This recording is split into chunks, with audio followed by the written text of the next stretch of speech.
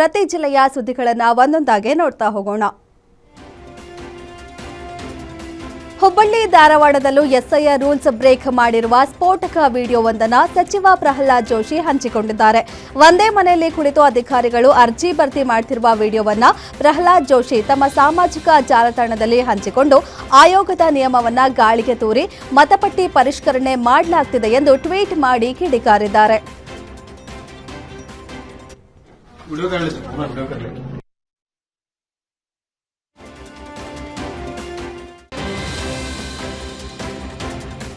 ರಾಜ್ಯದಲ್ಲಿ control ತಪ್ಪುತ್ತಿದೆಯ SIR ಪ್ರಕ್ರಿಯೆ ಎಂಬ ಪ್ರಶ್ನೆ ಎದುರಾಗಿದೆ. ತುಮಕೂರು ಜಿಲ್ಲೆಯಲ್ಲಿ ಮತಪಟ್ಟಿ ಪರಿಷ್ಕರಣೆ ವೇಳೆ ಅವಾಂತರವೇ ಸೃಷ್ಟಿಯಾಗಿದೆ. ಕುಣಿಗಲ್ ಪಟ್ಟಣದ 19ನೇ ವಾರ್ಡ್ನಲ್ಲಿ ಅಧಿಕಾರಿಗಳು ಒಂದೇ ಮನೆಯಲ್ಲಿ ಕುಳಿತು ಇಡೀ ವಾರ್ಡ್ ಎಸ್ಐಆರ್ ದಾಖಲು ಮಾಡಿಕೊಂಡಿದ್ದಾರೆ. ಮನೆ ಮನೆಗೆ ತೆರಳಿ ಎಸ್ಐಆರ್ ಅರ್ಜಿ ಭರ್ತಿ ಮಾಡಿಕೊಳ್ಳಬೇಕಿದ್ದ ಅಧಿಕಾರಿಗಳು ಮನೆ ಮನೆಗೆ ತೆರಳದೆ ಒಂದೇ ಮನೆಯಲ್ಲಿ ಕುಳಿತು ಅರ್ಜಿ ಭರ್ತಿ ಮಾಡಿಕೊಂಡಿದ್ದಾರೆ. ಮೇಡಮ್ ನಿಮ್ಮ ಅನುಕೂಲ ನೋಡಬಾರ್ದು, ಪಬ್ಲಿಕ್ ಅನುಕೂಲ ನೋಡಿ. ನಿಮ್ಮ ಅನುಕೂಲ ಅಲ್ಲ, ಪಬ್ಲಿಕ್ ಅನುಕೂಲ ನೋಡಿ. ನಿಮಗೆ ಏನು ರೆಗ್ಯುಲೇಷನ್ ಬಂದಿರೋದು? ಯಾವ ಥರ ಮಾಡಬೇಕು ಅಂತ ನಿಮ್ಗೆ ರೆಗ್ಯುಲೇಷನ್ ಬಂದಿರೋದು? ನಿಮ್ಮ ಹತ್ರ ಕರ್ಸ್ಕೊಂಡೆ ಮಾಡಿ ಅಂತ ಹೇಳಿರೋದು ನಿಮಗೆ. ನನಗೆ ಇವಾಗ ಇಷ್ಟೊಂದು ನಾನು ಒತ್ಕೊಂಡು ನಾನು ಬರೋಕ್ಕಾಗಲ್ಲ ಮೇಡಮ್. ಅದನ್ನ ನೀವು ನಮ್ಗೆ ಹೇಳಂಗಿಲ್ಲ ನೀವು, ಸರಿನಾ? ರಾಜ್ಯದಲ್ಲಿ ಎಸ್ಐಆರ್ ಪ್ರಕ್ರಿಯೆ ಆರಂಭಗೊಂಡ 2ನೇ ದಿನಕ್ಕೆ ಆರೋಪ ಕೇಳಿ ಬರ್ತಿದ್ದು ಎಸ್ಐಆರ್ ಲೋಪದ ವಿರುದ್ಧ ಜೆಡಿಎಸ್ ಕಾರ್ಯಕರ್ತರು ಬೀದಿಗಿಳಿದಿದ್ದಾರೆ. ರಾಮನಗರದ ಕಲ್ಯಾಣ ಮಂಟಪದಲ್ಲಿ ಜೆಡಿಎಸ್ ರಾಜ್ಯಾಧ್ಯಕ್ಷ ನಿಖಿಲ್ ಕುಮಾರಸ್ವಾಮಿ ನೇತೃತ್ವದಲ್ಲಿ ಪ್ರತಿಭಟನೆ ನಡೆಸಿ ಸರ್ಕಾರ ಎಸ್ಐಆರ್ ದುರುಪಯೋಗ ಮಾಡಿಕೊಳ್ತಿದೆ, ತನಗೆ ಬೇಕಾದಂತೆ ಮತಪಟ್ಟಿ ಪರಿಷ್ಕರಣೆ ಮಾಡಿಕೊಳ್ತಿದೆ ಎಂದು ಕಿಡಿಕಾರಿದ್ದಾರೆ. ಅಲ್ಲದೆ ಅಧಿಕಾರಿಗಳು ಖಾಸಗಿ ಸ್ಥಳದಲ್ಲಿ ಮತಪಟ್ಟಿ ಪರಿಷ್ಕರಣೆ ಮಾಡುವಂತಿಲ್ಲ, ಮನೆ ಮನೆಗೆ ಹೋಗಿ ಅಧಿಕಾರಿಗಳು ಅರ್ಜಿ ಭರ್ತಿ ಮಾಡಿಸಬೇಕು, ಆದರೆ ಅಧಿಕಾರಿಗಳು ಸರ್ಕಾರದ ಕೈಗೊಂಬೆಯಂತೆ ಕೆಲಸ ಮಾಡ್ತಿದ್ದಾರೆ ಎಂದು ಸರ್ಕಾರದ ವಿರುದ್ಧ ನಿಖಿಲ್ ಕುಮಾರಸ್ವಾಮಿ ವಾಗ್ದಾಳಿ ನಡೆಸಿದ್ದಾರೆ. ಅಂತಿಮವಾಗಿ ಏನಾಗಿದೆ, ನಮ್ಮ ಸ್ಟೇಟ್ ನಲ್ಲಿ ಇರತಕ್ಕಂತ ಅಧಿಕಾರಿಗಳು ಎಲ್ಲರೂ ಕೂಡ ರಾಜ್ಯ ಸರ್ಕಾರದ ಒಂದು ಒತ್ತಡಕ್ಕೆ ಮಾಡೋದು ತಲೆಬಾಗಿ ಕೆಲಸ ಮಾಡ್ತಾ ಇದ್ದಾರೆ. ಇವ್ರು ಯಾರು ಕೂಡ ಅಧಿಕಾರಿಗಳು ಅನ್ನೋದು ಮರ್ತು ಬಿಟ್ಟಿದ್ದಾರೆ. ಇವರೆಲ್ಲರೂ ಇವ್ರ ಮನೆ ಚಾಕ್ರಿಗೆ ಇವತ್ತು ತಿಳಿದಿದ್ದಾರೆ. ಹಾಗಾಗಿ ಇವ್ರ ಮೇಲೆ ಯಾರ ಮೇಲೆ ನಂಬಿಕೆ ಇಲ್ಲ. ಅವ್ರದ್ದು ಹೆಂಗೆ ಅಂದ್ರೆ ಪಾಲಿಸಿ, ಎಲ್ಲೆಲ್ಲಿ ಸೋಲ್ತೀವಿ ಅಲ್ಲೆಲ್ಲ ಕತೆ ಕಟ್ತಾರೆ. ಹೇಳ್ಬೇಕಲ್ಲ, ರೀಸನ್ ಕೊಡ್ಬೇಕಲ್ಲ ಸೋಲೋದಕ್ಕೆ. ರಾಜ್ಯಾದ್ಯಂತ ಮುಂಗಾರು ಕೈಕೊಟ್ಟ ಹಿನ್ನೆಲೆ ಬೀದರ್ ಜಿಲ್ಲೆಯಲ್ಲೂ ಅನ್ನದಾತರು ಆಕಾಶದತ್ತ ಮುಖ ಮಾಡಿದ್ದಾರೆ. ಜಿಲ್ಲೆಯ ಮರಕ್ಕಲ್, ದದ್ದಾಪುರ ಸೇರಿ ಹಲವು ಗ್ರಾಮದ ರೈತರಲ್ಲಿ ಅನಾವೃಷ್ಟಿಗೆ ಸಂಕಷ್ಟ ಎದುರಾಗಿದೆ. ಲಕ್ಷಾಂತರ ಹಣ ಸುರಿದು ಸೋಯಾಬೀನ್, ಹತ್ತಿ, ತೊಗರಿ ಬೇಳೆ ಬಿತ್ತನೆ ಮಾಡಿದ ರೈತರು ಮಳೆ ಇಲ್ಲದೆ ಕಂಗಾಲಾಗಿದ್ದಾರೆ. ಅಲ್ಲದೆ ಒಂದೆಡೆ ಸಾಲದ ಭಾರ, ಮತ್ತೊಂದೆಡೆ ಮಳೆ ಕೊರತೆ, ಇದೆಲ್ಲದರ ನಡುವೆ ಬದುಕು ನಡೆಸುವುದೇ ದುಸ್ತರ ಎಂದು ಅನ್ನದಾತರು ಅಳಲು ತೋಡಿಕೊಂಡಿದ್ದಾರೆ. ಇನ್ನು ಸರ್ಕಾರ ತಕ್ಷಣ ಬೆಳೆ ಸಾಲ ಮನ್ನಾ, ಸೂಕ್ತ ಪರಿಹಾರ ಘೋಷಿಸಬೇಕು ಎಂದು ರೈತರು ಆಗ್ರಹಿಸಿದ್ದಾರೆ.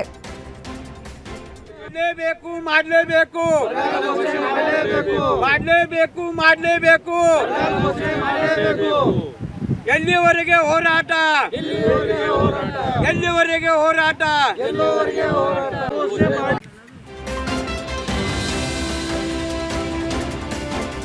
ಮುಂಗಾರು ಮಳೆಯ ತೀವ್ರ ಕೊರತೆಯಿಂದ ಕಲಬುರಗಿ ಜಿಲ್ಲೆಯ ಜೀವನಾಡಿಯಾಗಿದ್ದ ಭೀಮಾ ನದಿ ಬರಿದಾಗ್ತಿದೆ. ಪ್ರತಿ ವರ್ಷ ಈ ವೇಳೆಗೆ ತುಂಬಿ ಹರಿತಿದ್ದ ಭೀಮೆ ಈ ಬಾರಿ ಮಳೆ ಕೊರತೆಯಿಂದ ಬರಿದಾಗಿದೆ. ಒಂದು ಕಡೆ ರೈತರು ಸಂಕಷ್ಟಕ್ಕೆ ಸಿಲುಕಿದ್ರೆ, ಮತ್ತೊಂದೆಡೆ ಜಾನುವಾರುಗಳಿಗೂ ಕುಡಿಯುವ ನೀರಿನ ಸಮಸ್ಯೆ ಎದುರಾಗಿದೆ. ಮಳೆಯ ಅಭಾವ ಜಿಲ್ಲೆಯ ಜನಜೀವನದ ಮೇಲೂ ಗಂಭೀರ ಪರಿಣಾಮ ಬೀರಿದ್ದು, ಬರದ ಬಿಸಿ ಕಲ್ಯಾಣ ಕರ್ನಾಟಕದ ಪ್ರಸಿದ್ಧ ದತ್ತಾತ್ರೇಯ ಸಂಗಮ ಕ್ಷೇತ್ರಕ್ಕೂ ತಟ್ಟಿದೆ. ಪ್ರತಿ ವರ್ಷ ಇದೇ ಸಮಯದಲ್ಲಿ ಭಕ್ತರಿಂದ ಕಿಕ್ಕಿರಿದು ನೀರಿನಿಂದ ತುಂಬಿ ಹರಿತಿದ್ದ ಸಂಗಮ ಈಗ ಬರಿದಾಗಿ ಕಾಣಿಸುತ್ತಿದೆ. ದೂರದ ಊರುಗಳು ಹಾಗೂ ಅನ್ಯ ರಾಜ್ಯಗಳಿಂದ ಆಗಮಿಸುವ ಸಾವಿರಾರು ಭಕ್ತರಿಗೆ ಈಗ ಭಾರೀ ನಿರಾಸೆಯಾಗಿದೆ. ಇನ್ನು ಮಳೆ ಆಗದಿದ್ದರೆ ಅಥವಾ ಮೇಲ್ಭಾಗದಿಂದ ನೀರು ಹರಿಸದಿದ್ದರೆ ಇನ್ನೊಂದು ವಾರದಲ್ಲೇ ಭೀಮಾ ನದಿ ಸಂಪೂರ್ಣ ಬತ್ತಿ ಹೋಗುವ ಸಾಧ್ಯತೆ ಇದೆ. ಮಹಾರಾಷ್ಟ್ರದಿಂದ ಭೀಮಾ ನದಿಗೆ ತುರ್ತಾಗಿ ನೀರು ಹರಿಸಬೇಕು ಎಂದು ಭಕ್ತರು ಹಾಗೂ ಸ್ಥಳೀಯರು ಆಗ್ರಹಿಸುತ್ತಿದ್ದಾರೆ. ರಾಜ್ಯದಲ್ಲಿ ಮುಂಗಾರು ಕೈಕೊಟ್ಟ ಹಿನ್ನೆಲೆ ಕೃಷ್ಣಾ ನದಿಯಲ್ಲಿ ನೀರಿಲ್ಲದೆ ಯಾದಗಿರಿ ಜಿಲ್ಲೆಯ ಜನರು ಕಂಗಾಲಾಗಿದ್ದಾರೆ. ಕಳೆದ ವರ್ಷ ಬಸವಸಾಗರ ಡ್ಯಾಂನಿಂದ ಕೃಷ್ಣಾ ನದಿಗೆ ನೀರು ಬಿಡಲಾಗಿತ್ತು. ಈ ಬಾರಿ ಬಸವಸಾಗರ ಡ್ಯಾಂನಲ್ಲಿ ಕೇವಲ 5 ಟಿಎಂಸಿ ಮಾತ್ರ ನೀರಿದೆ. ಹೀಗಾಗಿ ಕೃಷ್ಣಾ ನದಿ ಒಡಲು ಬತ್ತಿ ಹೋಗಿದ್ದು, ನೀರಿಲ್ಲದೆ ಭತ್ತ ನಾಟಿ ಮಾಡದೆ ಕೃಷ್ಣಾ ನದಿ ತೀರದ ಅನ್ನದಾತರು ಕಂಗಾಲಾಗಿದ್ದಾರೆ.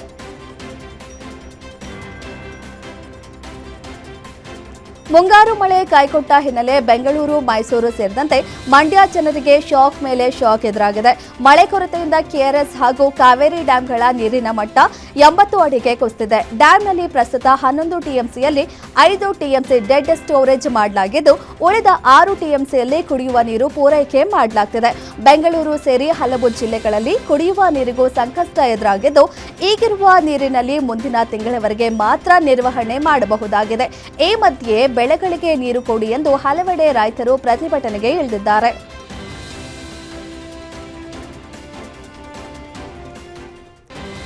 ಯಾದಗಿರಿ ಜಿಲ್ಲೆಯ ಜೀವನಾಡಿಯಾಗಿರುವ ಭೀಮಾ ನದಿ ಈ ಬಾರಿ ಸಂಪೂರ್ಣವಾಗಿ ಬತ್ತಿ ಹೋಗುವ ಹಂತ ತಲುಪಿದೆ. ಕಳೆದ ವರ್ಷದ ಜೂನ್ ತಿಂಗಳಲ್ಲಿ ಭಾರೀ ಮಳೆಯಿಂದ ಉಕ್ಕಿ ಹರಿದಿದ್ದ ಭೀಮಾ ನದಿ ಈ ಬಾರಿ ಮಳೆಯ ಕೊರತೆಯಿಂದ ಬರಿದಾಗಿದೆ. ಒಂದು ಕಡೆ ಭೀಮಾ ನದಿ, ಮತ್ತೊಂದು ಕಡೆ ಕೃಷ್ಣಾ ನದಿಯಲ್ಲೂ ನೀರಿನ ಮಟ್ಟ ತೀವ್ರವಾಗಿ ಕುಸಿದಿದೆ. ಎರಡೂ ನದಿಗಳು ಬತ್ತುತ್ತಿರುವ ಹಿನ್ನೆಲೆ ಜಿಲ್ಲೆಯ ರೈತರು ಸಂಕಷ್ಟಕ್ಕೆ ಸಿಲುಕಿದ್ದಾರೆ. ನದಿ ನೀರನ್ನೇ ಅವಲಂಬಿಸಿ ಕೃಷಿ ಮಾಡುತ್ತಿದ್ದ ಅನ್ನದಾತರ ಬದುಕಿನ ಮೇಲೆ ಬರದ ಛಾಯೆ ಆವರಿಸಿದೆ. ನದಿ ಓಡಲು ಸಂಪೂರ್ಣವಾಗಿ ಬತ್ತಿದ್ದು, ನೀರಿನ ಬದಲು ಬಂಡೆ ಕಲ್ಲುಗಳು ಕಾಣಿಸುತ್ತಿವೆ. ಭತ್ತದ ನಾಟಿಗಾಗಿ ಜಮೀನು ಸಿದ್ಧಪಡಿಸಿದ್ದ ರೈತರು ಈಗ ನೀರಿನ ಕೊರತೆಯಿಂದ ಕೈಕಟ್ಟಿ ಕುಳಿತಿದ್ದಾರೆ. ಭತ್ತ ಬೆಳೆಯಲು ಜಮೀನು ಸಿದ್ಧತೆ ಮಾಡಿಕೊಂಡ ಅನ್ನದಾತರು ಕಂಗಾಲಾಗಿದ್ದಾರೆ.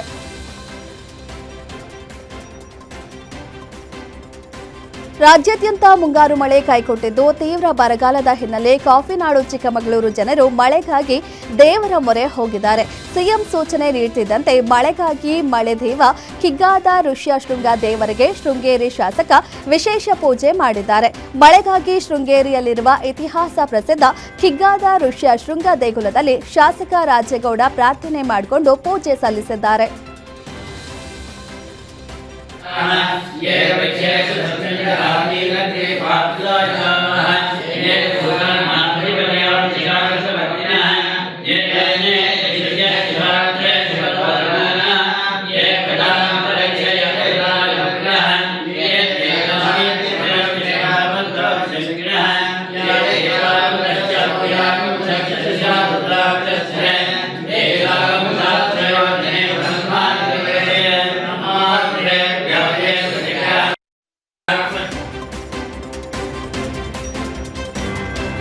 ರೈತರ ಬೆಳೆಗೆ ನೀರು ಕೊಡದ ಸರ್ಕಾರದ ವಿರುದ್ಧ ಮಂಡ್ಯ ಜಿಲ್ಲೆಯಲ್ಲಿ ರೈತರು ಆಕ್ರೋಶ ಹೊರಹಾಕಿದ್ದಾರೆ.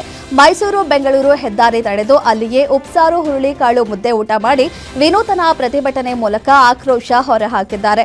ಇನ್ನು ತಕ್ಷಣವೇ ನಾಲೆಗಳಿಗೆ ನೀರು ಹರಿಸಿ ಬೆಳೆ ಉಳಿಸಿಕೊಳ್ಳಲು ಸರ್ಕಾರ ಸ್ಪಂದಿಸಬೇಕು, ಇಲ್ಲವಾದರೆ ಜಿಲ್ಲೆಯಾದ್ಯಂತ ಉಗ್ರ ಹೋರಾಟ ಮಾಡುವುದಾಗಿ ಎಚ್ಚರಿಕೆ ಕೊಟ್ಟಿದ್ದಾರೆ. ಇನ್ನು ರೈತರ ಪ್ರತಿಭಟನೆಗೆ ಹಲವು ಕನ್ನಡ ಪರ ಸಂಘಟನೆಗಳು ಕೈ ಜೋಡಿಸಿದ್ದಾರೆ.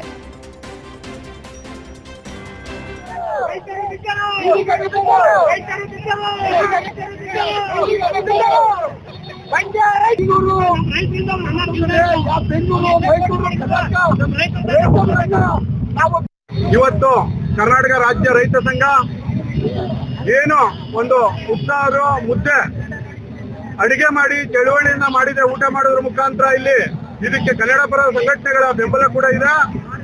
ನಮ್ಮ ರಾಜ್ಯ ಸರ್ಕಾರ ಈ ಕೂಡಲೇ ರಾಜ್ಯ ಬೆಳೆದು ನಿಂತಿರುವ ಬೆಳೆಗಳನ್ನ ಉಳಿಸುವ ನಿಟ್ಟಿನಲ್ಲಿ ಕೂಡಲೇ ನೀರನ್ನ ಒಂದು ಕಟ್ಟು ನೀರನ್ನ ಬಿಡುಗಡೆ ಮಾಡಬೇಕು ನಾಲೆಗಳಿಗೆ.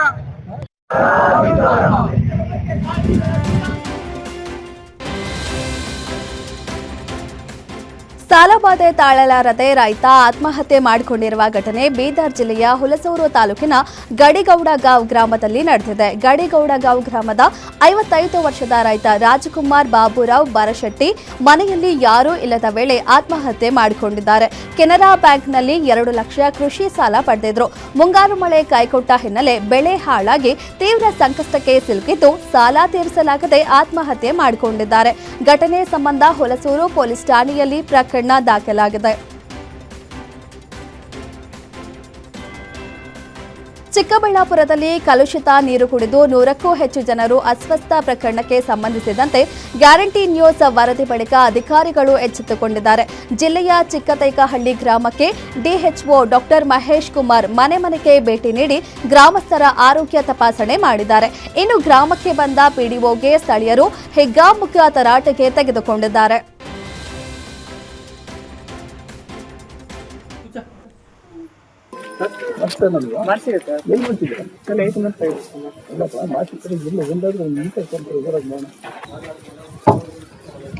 16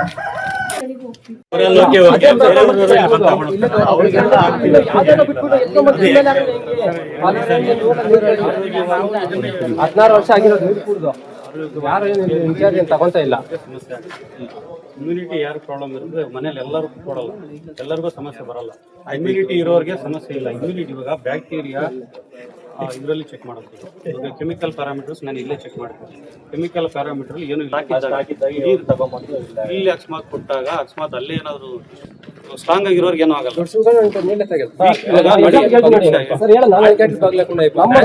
ಯೂಸ್ ಮಾಡ್ತಿರಲ್ವಾ ಅವ್ರಿಗೆಲ್ಲ ಬಂದಿದೆ. ಯೂಸ್ ಮಾಡ್ತಿಲ್ಲ ಅವ್ರು ಕೇಳಿ ರಿಪೋರ್ಟ್ ನಾವು ಕೊಡೋದು ಲ್ಯಾಬಿಂದ.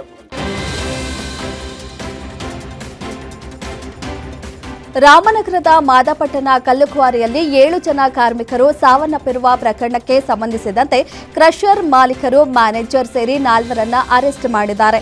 ಸಾಯಿರಾಮ್ ಕ್ರಷರ್ ಮಾಲೀಕ ಪಾಂಡುರಂಗ, ಕ್ರಷರ್ ಮತ್ತು ಕ್ವಾರಿ ಇನ್ಚಾರ್ಜ್ ಲೋಕೇಶ್, ಕಾವೇರಿ ಕ್ರಷರ್ನ ಉಸ್ತುವಾರಿ ರಾಜು ಸೇರಿ 4ರನ್ನ ತಾವರೆಕೆರೆ ಪೊಲೀಸರು ಬಂಧಿಸಿದ್ದಾರೆ. ಇಂದು ಅರೆಸ್ಟ್ ಮಾಡಿ ಕೋರ್ಟ್ ಮುಂದೆ ಹಾಜರಿಗೆ ಸಿದ್ಧತೆ ಮಾಡಿಕೊಂಡಿದ್ದಾರೆ.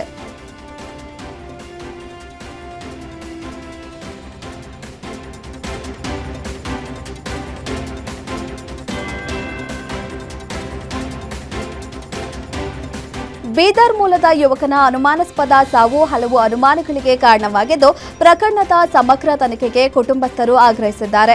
ಮೃತ ದತ್ತಾತ್ರಿ ಲದ್ದಿ ಅವರು ತಿರುಪತಿ ತಿಮ್ಮಪ್ಪನ ದರ್ಶನ ಪಡೆದು ವಾಪಸ್ಸಾದ 2 ದಿನಗಳಲ್ಲಿ ನೇಣು ಬಿಗಿದ ಸ್ಥಿತಿಯಲ್ಲಿ ಪತ್ತೆಯಾಗಿದ್ದು, ಅವರ ದೇಹದ ಹಲವು ಭಾಗಗಳಲ್ಲಿ ಗಾಯಗಳಿದ್ದವು ಎಂದು ಕುಟುಂಬಸ್ಥರು ಆರೋಪಿಸಿದ್ದಾರೆ. ಇದು ಆತ್ಮಹತ್ಯೆ ಅಲ್ಲ, ಕೊಲೆ ಎಂದು ಕುಟುಂಬಸ್ಥರು ಶಂಕೆ ವ್ಯಕ್ತಪಡಿಸಿದ್ದು, ಪತ್ನಿಗೆ ಕೊಲೆ ಮಾಡಿ ಬಳಿಕ ಆತ್ಮಹತ್ಯೆಯಂತೆ ಬಿಂಬಿಸುವ ಪ್ರಯತ್ನ ನಡೆಸಿದ್ದಾಳೆ ಎಂದು ಆರೋಪಿಸಿದ್ದಾರೆ. ಅಲ್ಲದೆ ಆಕೆಯ ಅನೈತಿಕ ಸಂಬಂಧಕ್ಕೆ ದತ್ತಾತ್ರಿ ಅಡ್ಡಿಯಾಗಿದ್ದ ಕಾರಣ ಈ ಕೃತ್ಯ ನಡೆದಿದೆ ಎಂಬ ಆರೋಪವನ್ನ ಮುಂದಿಟ್ಟಿದ್ದಾರೆ. ಅಲ್ಲದೆ ಪ್ರಕರಣದ ತನಿಖೆಯಲ್ಲಿ ತೆಲಂಗಾಣ ಪೊಲೀಸರು ನ್ಯಾಯಯುತವಾಗಿ ನಡೆದುಕೊಂಡಿಲ್ಲ ಎಂದು ಕುಟುಂಬಸ್ಥರು ಅಸಮಾಧಾನ ವ್ಯಕ್ತಪಡಿಸಿದ್ದಾರೆ. ಹೀಗಾಗಿ ಕರ್ನಾಟಕ ಪೊಲೀಸರು ಪ್ರಕರಣದ ಕುರಿತು ತನಿಖೆ ನಡೆಸಬೇಕು ಹಾಗೂ ಸತ್ಯಾಸತ್ಯತೆ ಹೊರಬರಬೇಕು ಎಂದು ಒತ್ತಾಯಿಸಿದ್ದಾರೆ.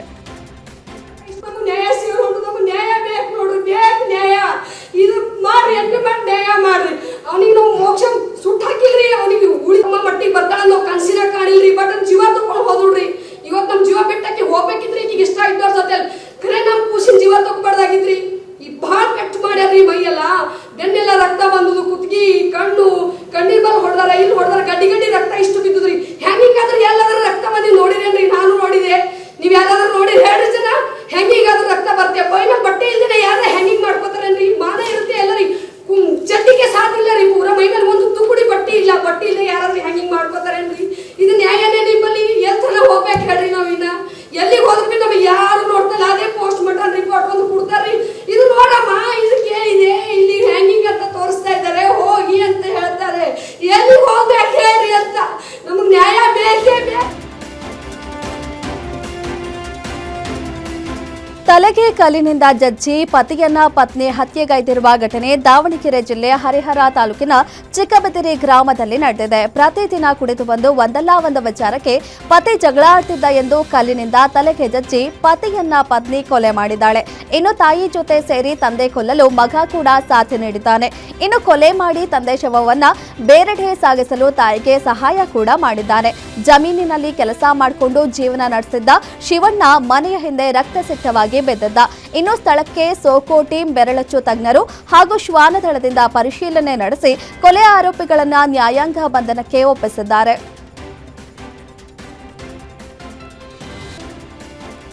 ಆನೇಕಲ್ನಲ್ಲಿ ಸುಟ್ಟು ಸ್ಥಿತಿಯಲ್ಲಿ ರಸ್ತೆ ಬದಿ ಯುವಕನ ಶವ ಪತ್ತೆ ಪ್ರಕರಣಕ್ಕೆ ಸಂಬಂಧಿಸಿದಂತೆ ಸುಟ್ಟಿದ ಸ್ಥಿತಿಯಲ್ಲಿ ಸಿಕ್ಕ ಮೃತ ಯುವಕನ ಗುರುತು ಪತ್ತೆಯಾಗಿದೆ.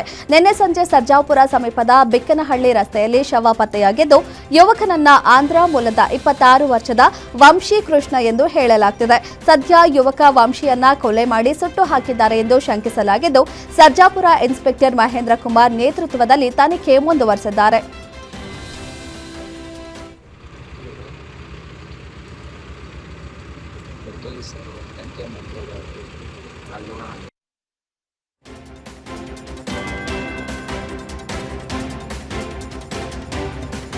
ದಾವಣಗೆರೆ ಜಿಲ್ಲೆಯ ಚನ್ನಗಿರಿ ಪೊಲೀಸ್ ಠಾಣೆ ಪೊಲೀಸರ ವಿರುದ್ಧ ಗಂಭೀರ ಆರೋಪ ಕೇಳಿಬಂದಿದೆ. ಪೊಲೀಸರು ಸುಳ್ಳು ಕೇಸ್ ದಾಖಲು ಮಾಡಿದ್ದಾರೆಂಬ ಆರೋಪಕ್ಕೆ ಮನನೊಂದು ವೃದ್ಧ ಆತ್ಮಹತ್ಯೆಗೆ ಯತ್ನಿಸಿರುವ ಘಟನೆ ದಾವಣಗೆರೆಯ ಚನ್ನಗಿರಿ ತಾಲೂಕಿನ ಹೊನ್ನೇಮರದಹಳ್ಳಿ ಗ್ರಾಮದಲ್ಲಿ ನಡೆದಿದೆ. ಗ್ರಾಮದ ರಸ್ತೆ ಮಧ್ಯ ಸೇತುವೆಯ ಪೈಪ್ ಅಳವಡಿಕೆ ವಿಚಾರವಾಗಿ ಕೆಲ ತಿಂಗಳುಗಳಿಂದ ಗ್ರಾಮಸ್ಥರಿಗೂ ಪೊಲೀಸರ ನಡುವೆ ವಾಗ್ವಾದ ನಡೆದಿತ್ತು. ಇದೇ ವಿಚಾರವಾಗಿ ಗ್ರಾಮದ ಮುಖಂಡ ರಘು, ರುದ್ರೇಶ್ ಸೇರಿ ಹಲವರ ಮೇಲೆ ಸುಳ್ಳು ಕೇಸ್ ದಾಖಲಿಸಿಕೊಂಡು ಬಂಧಿಸಿದ್ರು.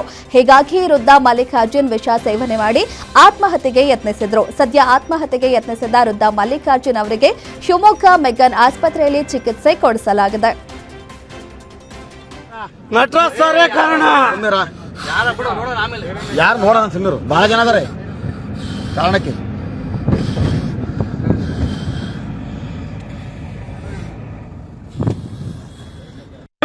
ಏನಾಗ್ಬೇಕು? ನಮ್ಮನ್ನ ರೌಡಿಗಳ ನೀವೇ ಮಾಡ್ತಾ ಇದ್ರಿ, ವ್ಯವಸ್ಥೆ ನೀವೇ ಮಾಡ್ತಾ ಇದ್ರಿ. ಅವನಿಗೆ ಏನಾರ ಆಗಬೇಕು. ಐತೆ ಐತೆ ಸಾಯ್ಲಿ ಬಿಡ್ರಿ. ಐತೆ ಆಯ್ಲಿ ಇಲ್ಲ ಇಲ್ಲ ಸಾಯ್ಲಿ ಇಲ್ಲ ಸಾಯ್ಲಿ ಬಿಡ್ರಿ ಬಿಟ್ಟು ಮಾಡಿರ್ಲಿ ಬೇಡವಾ. ಅವನೊಬ್ಬ ಇದು ಪಾಯ್ಸನ್ ಬಾಟ್ಲು, ಇದು ಪಾಯ್ಸನ್ ಬಾಟ್ಲು. ಇವ್ರಿಗೆ ತಾಕತ್ತಿದ್ರೆ ಟಿಪ್ಪರ್ ಹಾಗೂ ಬೈಕ್ ನಡುವೆ ಡಿಕ್ಕಿಯಾಗಿ ಬೈಕ್ನಲ್ಲಿದ್ದ ದಂಪತಿ ಸ್ಥಳದಲ್ಲೇ ಮೃತಪಟ್ಟಿರುವ ಘಟನೆ ವಿಜಯಪುರ ಜಿಲ್ಲೆಯ ಚಡಚಣ ಪಟ್ಟಣದಲ್ಲಿ ನಡೆದಿದೆ. ಅಪಘಾತದಲ್ಲಿ ದುಮಕನಾಳ ಗ್ರಾಮದ 55 ವರ್ಷದ ದಿಲೀಪ್ ಪಾಟೀಲ ಹಾಗೂ 40 ವರ್ಷದ ಲಲಿತಾ ದಿಲೀಪ್ ಪಾಟೀಲ ಸ್ಥಳದಲ್ಲೇ ಮೃತಪಟ್ಟಿದ್ದಾರೆ. ಇನ್ನು ಘಟನಾ ಸ್ಥಳಕ್ಕೆ ಚಡಚಣ ಪೊಲೀಸರು ಭೇಟಿ ನೀಡಿ ಪರಿಶೀಲನೆ ನಡೆಸಿದ್ದಾರೆ.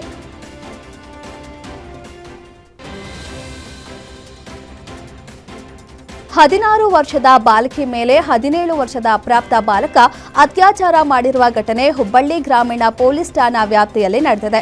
ಬಾಲಕಿ ಸಂಬಂಧಿಕರ ಊರಿಗೆ ಬಂದಾಗ ಬಾಲಕನ ಪರಿಚಯದಿಂದ ಆತನೊಂದಿಗೆ ಸಂಪರ್ಕ ಬೆಳೆಸಿದ್ದು, ಸಂಬಂಧಿಕರ ಊರಿಗೆ ಬಂದಿದ್ದ ವೇಳೆ ಇಬ್ಬರ ನಡುವೆ ಸ್ನೇಹ ಬೆಳೆದಿತ್ತು. ಹೊಟ್ಟೆ ನೋವಿನ ಹಿನ್ನೆಲೆಯಲ್ಲಿ ಆಸ್ಪತ್ರೆಗೆ ಕರೆದೊಯ್ದಾಗ ಬಾಲಕಿ ತುಂಬು ಗರ್ಭಿಣಿಯಾಗಿರುವುದು ವೈದ್ಯಕೀಯ ಪರೀಕ್ಷೆಯಲ್ಲಿ ದೃಢಪಟ್ಟಿದೆ.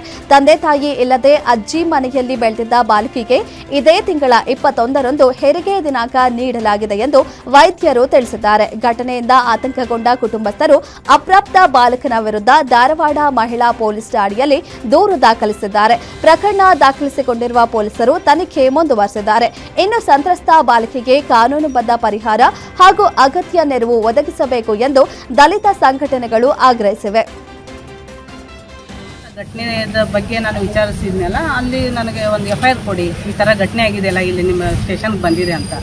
ಅವ್ರು ಏನು ಮಾಡಿದರು, ಇಲ್ಲ ರೀ ಮತ್ತು ಇದೇ ತಿಂಗಳು 21ಕ್ಕೆ ಅವಳದು ಡಿಲಿವರಿ ಇದೆ ಸರ್, ಡಿಲಿವರಿ ಇದೆ. ಅಲ್ಲಿ ಏನಾಗಿದೆ ಅಂದರೆ ಹುಡುಗ ಹೋಗೋದು ಬರೋದು ಮಾಡ್ತಿದ್ದ, ಎಲ್ಲಿ ಕುಸುಗಲ್ ಗ್ರಾಮದಲ್ಲಿ ಹುಡುಗ ರಾಜ್ಯಕ್ಕಂತ ಬಂದಿದ್ದಾನೆ ಹೋದ ವರ್ಷ. ಯಾವಾಗ ದಸರಾ ಟೈಮಿಗೆ ಬಂದು ಆ ಹುಡುಗಿಗೆ ಲೈಂಗಿಕ ಸಂಪರ್ಕ ಬೆಳೆಸಿ ಅತ್ಯಾಚಾರ ಮಾಡಿದ್ದಾನೆ. ಮತ್ತು ಅವಳಿಗೆ ಜೀವ ಬೆದರಿಕೆ ಹಾಕಿದ್ದಾನೆ ಹುಡುಗ. ಯಾಕಂದರೆ ನನ್ನ ಹೆಸರು ಎಲ್ಲಿ ಹೇಳೋಂಗಿಲ್ಲ ಅಂತ ಜೀವ ಬೆದರಿಕೆ ಹಾಕಿದ್ದಕ್ಕೆ ಆ ಹುಡುಗಿ ಏನು ಮಾಡಿದ್ದಾಳೆ, ಇಲ್ಲಿ ಏನು ಮಹಿಳಾ ರಕ್ಷಣಾ ಘಟಕದವ್ರು ಹೋದಾಗ ಆ ಹುಡುಗಿ ಹೆಸರು ಸರಿಯಾಗಿ ಮಾಹಿತಿ ಕೊಟ್ಟಿಲ್ಲ ಅವ್ರಿಗೆ ಅವಳು. ಆಮೇಲೆ ನಾನು ತಡವಾಗಿ ನನ್ನ ಗಮನಕ್ಕೆ ಬಂದಾಗ ನಾನು ಹೋಗಿ ನಾನು ಕೇಳಿದೆ. ಶಿಥಿಲಾವಸ್ಥೆಯಲ್ಲಿರುವ ಶಾಲಾ ಕಟ್ಟಡಕ್ಕೆ ಹೊಸ ಕೊಠಡಿಗಳ ಅಗತ್ಯವಿದೆ ಎಂದು ಮನವಿ ಮಾಡಿದ್ದ ಮುಖ್ಯ ಶಿಕ್ಷಕರಿಗೆ ಅಮಾನತು ಮಾಡಿರುವ ಘಟನೆ ಚಿಕ್ಕಬಳ್ಳಾಪುರ ಜಿಲ್ಲೆಯ ಗುಡಿಬಂಡೆಯಲ್ಲಿ ವಿವಾದಕ್ಕೆ ಕಾರಣವಾಗಿದೆ. ಗುಡಿಬಂಡೆ ಸರ್ಕಾರಿ ಹಿರಿಯ ಪ್ರಾಥಮಿಕ ಶಾಲೆಯ ಮುಖ್ಯ ಶಿಕ್ಷಕ ಎಂ ಶಂಕರ್ ಅವರು ಪಾಳು ಬಿದ್ದ ಶಾಲಾ ಕಟ್ಟಡ ಹಾಗೂ ಮಕ್ಕಳ ಸುರಕ್ಷತೆ ಕುರಿತು ಮಾಧ್ಯಮಗಳ ಮುಂದೆ ಮಾತನಾಡಿದರು. ಶಾಲೆ ಮತ್ತು ಮಕ್ಕಳ ಶ್ರೇಯೋಭಿವೃದ್ಧಿಗಾಗಿ ನಿರಂತರವಾಗಿ ಶ್ರಮಿಸುತ್ತಿದ್ದ ಶಿಕ್ಷಕರಿಗೆ ಉತ್ತಮ ಶಿಕ್ಷಕ ಪ್ರಶಸ್ತಿಯೂ ಲಭಿಸಿತ್ತು. ಆದರೆ ಇಲಾಖಾ ನಿಯಮ ಉಲ್ಲಂಘನೆ ಆರೋಪದಡಿ ಶಿಕ್ಷಣ ಇಲಾಖೆ ಉಪನಿರ್ದೇಶಕ ರಮೇಶ್ ಅವರು ಶಿಕ್ಷಕ ಶಂಕರ್ ಅವರನ್ನ ಅಮಾನತುಗೊಳಿಸಿ ಆದೇಶ ಹೊರಡಿಸಿದ್ದಾರೆ. ಇನ್ನು ಈ ಅಮಾನತು ಆದೇಶದ ವಿರುದ್ಧ ಶಿಕ್ಷಕರ ವಲಯ ಹಾಗೂ ಸಾರ್ವಜನಿಕರಿಂದ ಆಕ್ರೋಶ ವ್ಯಕ್ತವಾಗಿದ್ದು, ಪ್ರಾಮಾಣಿಕವಾಗಿ ಕೆಲಸ ಮಾಡುತ್ತಿರುವ ಶಿಕ್ಷಕರಿಗೆ ಯಾಕೆ ಅಮಾನತು ಶಿಕ್ಷೆ ಎಂದು ಪ್ರಶ್ನೆ ಮಾಡಿದ್ದಾರೆ. ಕಲಬುರಗಿಯಲ್ಲಿ ಪೋಕ್ಸೋ ಪ್ರಕರಣದಲ್ಲಿ ಜೈಲು ಸೇರಿದ್ದ ಆರೋಪಿ ಪೊಲೀಸ್ ಸ್ಟೇಷನ್ನಿಂದಲೇ ಎಸ್ಕೇಪ್ ಆಗಿದ್ದ ಮಂಜುನಾಥ್ನನ್ನ ಅಫಜಲಾಪುರ ಪೊಲೀಸರು ಬಂಧಿಸಿದ್ದಾರೆ. ಕಳೆದ 1 ವಾರದ ಹಿಂದೆ ಪೋಕ್ಸೋ ಪ್ರಕರಣ ದಾಖಲು ಹಿನ್ನೆಲೆ ಆರೋಪಿ ಬಂಧಿಸಿ ಪೊಲೀಸರು ಠಾಣೆಗೆ ಕರೆತಂದಿದ್ರು.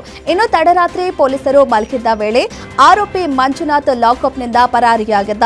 ಆರೋಪಿ ಮಂಜುನಾಥ್ನನ್ನ ತೆಲ್ಲುಣಗಿ ಗ್ರಾಮದಲ್ಲಿ ಬಂಧಿಸಿದ್ದಾರೆ. ಇನ್ನು ಆರೋಪಿ ಮಂಜುನಾಥ್ ಮೇಲೆ ಪೋಕ್ಸೋ ಪ್ರಕರಣದ ಜೊತೆಗೆ ಮತ್ತೊಂದು FIR ದಾಖಲಾಗಿದೆ. ಕಲಬುರಗಿಯಲ್ಲಿ ಪೊಲೀಸ್ ಠಾಣೆಯಿಂದ ಪೋಕ್ಸೋ ಕೇಸ್ ಆರೋಪಿ ಎಸ್ಕೇಪ್ ಆಗಿದ್ದ ಪ್ರಕರಣ ಸಂಬಂಧಿಸಿದಂತೆ ಅಫ್ಜಲಾಪುರ ಠಾಣೆಯ 3 ಪೊಲೀಸ್ ಪೇದೆಗಳ ಅಮಾನತು ಮಾಡಲಾಗಿದೆ. ರಾತ್ರಿ ಬೀಟ್ನಲ್ಲಿದ್ದ ಅಫ್ಜಲಾಪುರ ಠಾಣೆ ಪೇದೆಗಳಾದ ಎಸ್ಎಚ್ಒ ರವಿದಾಸ್, ಸೆಂಟ್ರಿ ಪ್ರಶಾಂತ್, ಶಿವಣ್ಣ ಮೂವರನ್ನ ಕರ್ತವ್ಯ ನಿರ್ಲಕ್ಷ್ಯದ ಆರೋಪದಡಿ ಎಸ್ಪಿ ಅಡ್ಡೂರು ಶ್ರೀನಿವಾಸಲು ಅಮಾನತು ಮಾಡಿ ಆದೇಶ ಹೊರಡಿಸಿದ್ದಾರೆ.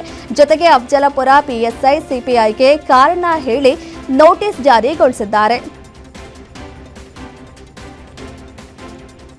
ಸಚಿವ ಸತೀಶ್ ಜಾರಕಿಹೊಳಿ ಕ್ಷೇತ್ರದಲ್ಲಿ ಸ್ವಾಮೀಜಿ ಮೇಲೆ ಹಲ್ಲೆ ಮಾಡಿರುವ ಆರೋಪ ಕೇಳಿಬಂದಿದೆ. ಯಮಕನಮರಡಿ ಹುಣಸಿ ಕೊಳ್ಳಮಠದ ಶ್ರೀಗಳ ಮೇಲೆ ಹಲ್ಲೆ ಮಾಡಿರುವ ಆರೋಪ ಕೇಳಿಬಂದಿದ್ದು 8 ಜನರ ವಿರುದ್ಧ ಯಮಕನಮರಡಿ ಠಾಣೆಯಲ್ಲಿ ಪ್ರಕರಣ ದಾಖಲಾಗಿದೆ. ಮಠದ ಸುತ್ತಲೂ ಕಿಡಿಗೇಡಿಗಳು ಅನೈತಿಕ ಚಟುವಟಿಕೆ ನಡೆಸುತ್ತಿದ್ರು. ಅನೈತಿಕ ಚಟುವಟಿಕೆ ಪ್ರಶ್ನಿಸಿದ್ದಕ್ಕೆ ಸ್ವಾಮೀಜಿ ಮೇಲೆ ಹಲ್ಲೆ ನಡೆಸಿದ್ದಾರೆ. ಇನ್ನು ಘಟನೆ ಸಂಬಂಧ ಯಮಕನಮರಡಿ ಪೊಲೀಸ್ ಠಾಣೆಯಲ್ಲಿ ಆನಂದ ಮೇದಾರ, ರತ್ನ ಮೇದಾರ ಸೇರಿದಂತೆ ಒಟ್ಟು 8 ಜನರ ವಿರುದ್ಧ ಕೇಸ್ ದಾಖಲಾಗಿದೆ.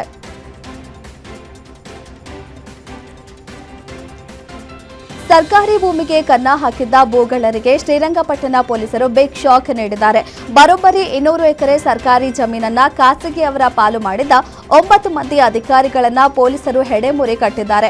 ಭೂ ಮಾಪನ ಇಲಾಖೆಯ ಅಧಿಕಾರಿಗಳಾದ ಸರ್ವೆ ಸೂಪರ್ವೈಸರ್ ಯೋಗರಾಜ್, ಭೂ ಮಾಪಕರಾದ ಅರವಿಂದ್, ಜಯಬೋರೇಗೌಡ, ದಯಾನಂದ ಸೇರಿದಂತೆ ಒಟ್ಟು 9 ಮಂದಿ ಅಧಿಕಾರಿಗಳನ್ನ ಬಂಧಿಸಿದ್ದಾರೆ. ಇವರ ಜೊತೆಗೆ ಜಮೀನು ದೋಚಿದ ಖಾಸಗಿ ವ್ಯಕ್ತಿ ಪ್ರೇಮಾನಂದ್ ಮಹಾಲೆ ಅವರನ್ನ ಲಾಕ್ ಮಾಡಲಾಗಿದೆ. ಮಹದೇವಪುರ ಗ್ರಾಮದ ಸರ್ವೆ ನಂಬರ್ 411ರಲ್ಲಿ ಈ ಕೋಟ್ಯಾಂತರ ರೂಪಾಯಿ ಮೌಲ್ಯದ ಹಗರಣ ನಡೆದಿದೆ. ನಿತಿನ್ ಪ್ರೇಮಾನಂದ ಮಹಾಲೆ ಎಂಬಾತನ ಹೆಸರಿಗೆ ಈ ಇಡೀ ಸರ್ಕಾರಿ ಭೂಮಿಯನ್ನ ಅಕ್ರಮವಾಗಿ ಖಾತೆ ಮಾಡಿಕೊಡಲಾಗಿತ್ತು. ಈ ಮಹಾವಂಚನೆಯ ಬಗ್ಗೆ ನಾಗೇಂದ್ರ ಎಂಬುವರು ಲೋಕಾಯುಕ್ತಕ್ಕೆ ದೂರು ನೀಡಿದ್ರು. ಪ್ರಕರಣ ಅರಿತು ಲೋಕಾಯುಕ್ತ ಅಧಿಕಾರಿಗಳು ಆರೋಪಿಗಳ ಕಚೇರಿ ಹಾಗೂ ಮನೆಗಳ ಮೇಲೆ ಸರಣಿ ದಾಳಿ ನಡೆಸಿ ಪರಿಶೀಲನೆ ನಡೆಸಿದ್ರು. ಲೋಕಾಯುಕ್ತ ತನಿಖೆಯಲ್ಲಿ ಸರ್ಕಾರಿ ಭೂಮಿಯನ್ನ ಅಕ್ರಮವಾಗಿ ಖಾತೆ ಮಾಡಿರುವುದು ಪಕ್ಕಾ ಆಗ್ತಿದ್ದಂತೆ ಶ್ರೀರಂಗಪಟ್ಟಣ ಟೌನ್ ಪೊಲೀಸರು ಕಾರ್ಯಾಚರಣೆ ನಡೆಸಿ ಎಲ್ಲಾ 9 ಆರೋಪಿಗಳನ್ನ ಜೈಲಿಗಟ್ಟಿದ್ದಾರೆ. ಬಾಗಲಕೋಟೆ ಪಟ್ಟಣ ಅಭಿವೃದ್ಧಿ ಪ್ರಾಧಿಕಾರ ಹಾಗೂ ಬಿಟಿಡಿಎ ಕಚೇರಿ ಮೇಲೆ ಲೋಕಾಯುಕ್ತ ಅಧಿಕಾರಿಗಳು ದಿಢೀರ್ ದಾಳಿ ನಡೆಸಿದ್ದಾರೆ. ನಗರದ ನವನಗರದಲ್ಲಿರುವ ಬಿಟಿಡಿಎ ಕಚೇರಿಯಲ್ಲಿ ದಾಖಲೆಗಳು ಹಾಗೂ ಕಡತಗಳ ಸಮಗ್ರ ಪರಿಶೀಲನೆ ನಡೆಸಲಾಗಿದೆ. ಸಾರ್ವಜನಿಕರ ಕಡತಗಳ ವಿಲೇವಾರಿಯಲ್ಲಿ ವಿಳಂಬ ಹಾಗೂ ಸಂತ್ರಸ್ತರ ಹೆಸರಿನಲ್ಲಿ ಅಕ್ರಮವಾಗಿ ನಿವೇಶನ ಹಂಚಿಕೆ ಮಾಡಿರುವ ಆರೋಪಗಳ ಹಿನ್ನೆಲೆ ದಾಳಿ ನಡೆಸಿದ್ದಾರೆ. ಅಲ್ಲದೆ ಬಾಡಿಗೆದಾರರ ಹೆಸರಿನಲ್ಲಿ ನಕಲಿ ಸಂತ್ರಸ್ತರಿಗೆ ನಿವೇಶನ ಮಂಜೂರು ಮಾಡಿರುವ ಆರೋಪವೂ ಕೇಳಿಬಂದಿದೆ. ಲೋಕಾಯುಕ್ತ ಎಸ್ಪಿ ನಂದಗಾವಿ ಅವರ ನೇತೃತ್ವದಲ್ಲಿ ದಾಳಿ ನಡೆಸಿದ್ದು, ದಾಳಿ ವೇಳೆ ಕಚೇರಿಯಲ್ಲಿನ ಪ್ರಮುಖ ಕಡತಗಳು, ನಿವೇಶನ ಹಂಚಿಕೆ ಸಂಬಂಧಿಸಿದ ದಾಖಲೆಗಳು ಹಾಗೂ ಆಡಳಿತಾತ್ಮಕ ಪ್ರಕ್ರಿಯೆಗಳ ಬಗ್ಗೆ ಅಧಿಕಾರಿಗಳು ಪರಿಶೀಲನೆ ನಡೆಸಿದ್ದು, ಅಕ್ರಮಗಳ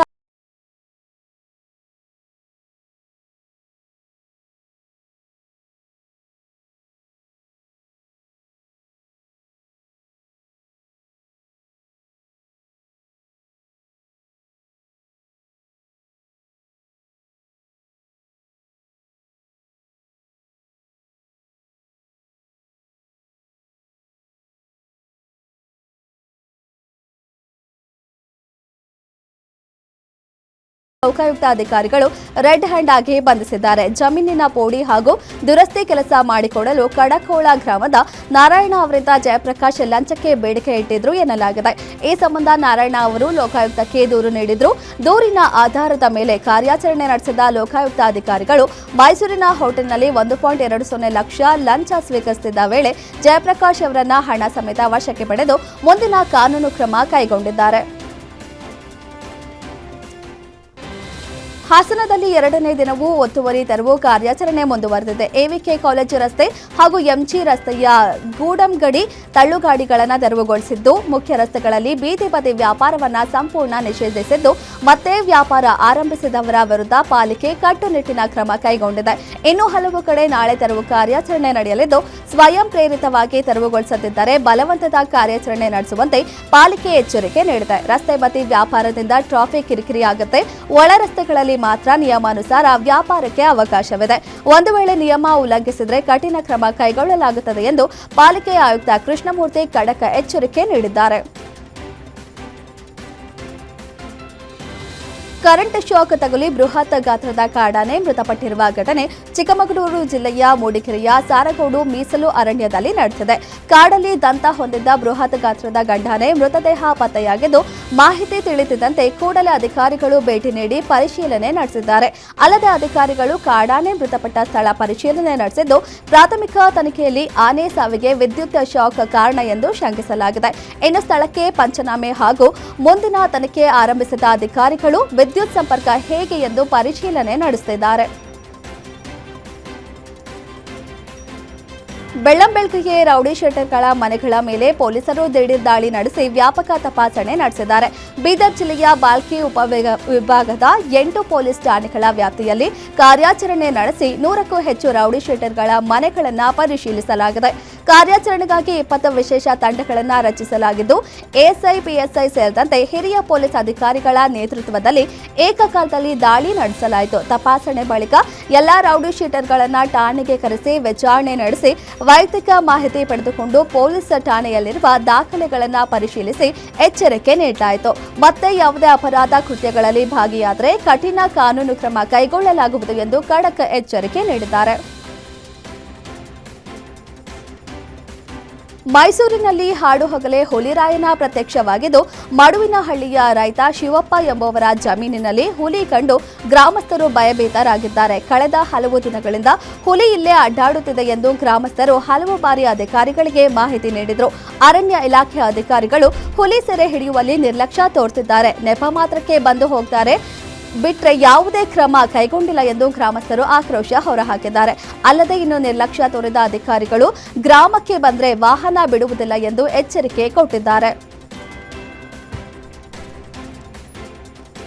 ಇದಾಗಿತ್ತು ಇವತ್ತಿನ 30 ಜಿಲ್ಲೆ 30 ಸುದ್ದಿ. ಮತ್ತಷ್ಟು ಸುದ್ದಿಗಾಗಿ ನೋಡ್ತಾ ಇರಿ ಗ್ಯಾರಂಟಿ ನ್ಯೂಸ್. ಸುದ್ದಿ ಖಚಿತ, ನ್ಯಾಯ ನಿಶ್ಚಿತ.